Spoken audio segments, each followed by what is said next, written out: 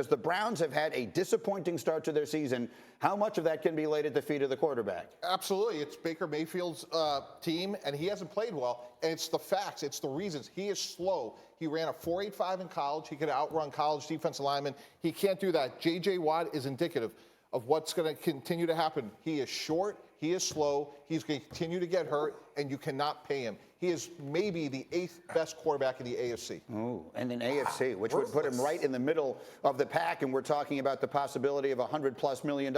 Marcus, do you agree? I agree, man. Listen, it's not that we haven't seen great moments from Baker, and it's a narrative that we need to start telling people. It's not necessarily that Baker can't play. It's that Joe Burrow is better. Lamar Jackson is better. Josh Allen is better. Patrick Mahomes is better. Like, we talked about this Cleveland Browns team as a Super Bowl contender, and everybody talked about Baker needing to step up and take another step forward. And I'm with Jeff. The injury is an issue. It matters. But ultimately, when they played the Kansas City Chiefs, there was no shoulder issue, and they lost that game. So this is not just about what's been happening with the Cleveland Browns and Baker Mayfield recently. This is a question that they had to answer coming into the season, and he just hasn't answered it. That said, Dominique, Baker Mayfield is not the reason, or at least not the biggest reason, that defense, every time they play against a good team, gives up 1 million points. And my question to you is, why isn't this defense much better? They have great names on the backs of the jerseys. Yeah, I think people assume that all the free agent signings and draftees, that you just come in and it just happens. And anyone who's been around football knows that it's not that easy. We see that every so often you try to put together a dream team. You remember when we did it with the Eagles not too long ago. It never really seems to pan out. You have to have like some institutional knowledge to be able to play going forward. You bring in a guy here, a guy there, a couple guys, that's one thing. But when you're trying to overhaul an entire team with just a bunch of new guys, it's hard to do. And I think this team is in a bad way right now. I don't agree with you guys about not paying Baker, but that might be a conversation for another day. Yeah, wait a second. Why would you pay him? Because if the four of us were running an NFL team, would we want to say, hey, we're the 8th best at anything? When you talk about Carr and Herbert and all the other guys that Swagoo mentioned, he is an average quarterback. Their GM, Andrew Berry, has done a remarkable job. I'd much rather pay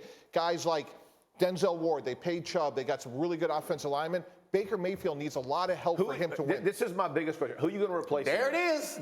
Listen, we can always fire somebody. Who are we hiring? Are we going to just leverage the franchise and go get? Are we getting Aaron Rodgers? Like, Jeff, who are we getting to come in and come play for him? It's worse to pay a good player great money, because then the other guys graduate, like we're seeing in Kansas City, and then you have no hope. Yeah, we're going to get Spencer Rattler. Like, where are we going? No, I'm just saying, we're not drafting high. If I could stand up for my partner here, my partner in our law firm, it's not a question of, you're not cutting him, but the question is, are you willing to pay him like he's Patrick Mahomes or any of the other guys we just named on this list? You're going to pay him like he's Josh Allen or Lamar Jackson or anything? I think you can win with Baker Mayfield. But that's not the question. The question is not, can you win with him? You pay him what the market says. So whatever his number is, you pay him what the market says, because you can win with him as opposed. The market says elite quarterbacks get paid that amount of money. Is he an elite quarterback? No, he's not an elite quarterback. But you can pay him like Tannenbaum. I don't think you have to pay Baker in that way. He hasn't put up those numbers. You can pay him less. The question that I have, given the Browns' history, you remember those jerseys that they had? The 27 of them? With 17 names down the back? I don't care about history. Guys, like, do you want to be the 8th best? Like, if we're going to be dogmatic about winning I'll take the 8th best quarterback. They won with Trent Dilfer in Baltimore. If you can build everybody, if Andrew Berry can do as good a job building defense, offense, all those kind of things and go win, then yes, you can go win with that. Absolutely. You've just gone too far for Marcus. Go ahead. You lost me there. You lost me there, Jeff. Like, I hate when people bring up the quarterbacks can't be insulated no more and win Super Bowls, bro. It's over with in the NFL. You are not going to insulate a quarterback. He's going to have to stand up and make huge plays in order for you to win a Super Bowl. It's what we've been watching. Like, I get it. Everybody talks about the Ravens. The Ravens defense when they won the Super Bowl. Everybody talks about Tampa when Tampa won the Super Bowl. They had 6 Hall of Famers on those defenses. And that's why, and during that day and age, we all were in the league, and we know it was more about running the football and play action.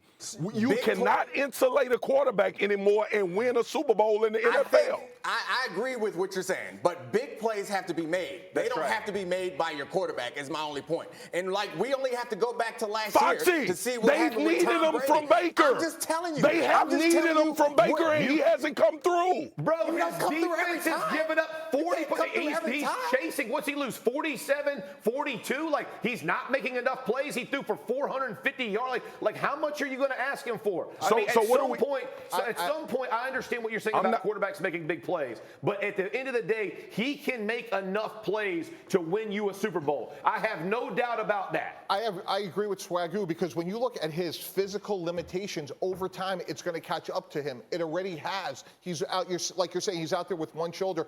Lamar Jackson, Dak Prescott, some of these other younger, more athletic quarterbacks are thriving because they could survive having a pass rush that Baker Mayfield simply can't. But at the same time, I understand what Jeff and Foxy is saying. Baker plays good in games. He makes throws, makes passes. But fellas, y'all know, I've been having this argument with Dan. Y'all know what it's going to come down to. Y'all know what these games are going to come down to. And do you feel like you have a guy that's going to overcome the guys that we named in the AFC? Yes. That's the question the Browns have to answer. That obviously Baker is not someone we can rely on to make that play every single time like these other guys, but he can make it every now and then. Yeah. Most of the quarterbacks in the league can't at all. So the margin of error for your team is small with Baker, but you have a chance with Baker. That's my point. You get rid of Baker, you don't got a chance. To go start, you don't got a chance. Somebody. You go get a rookie and cross your fingers. Hope Keenum is on the case. Good luck. Can I just say this? Luck. Thank you for watching ESPN on YouTube. For live streaming sports and premium content, subscribe to ESPN+.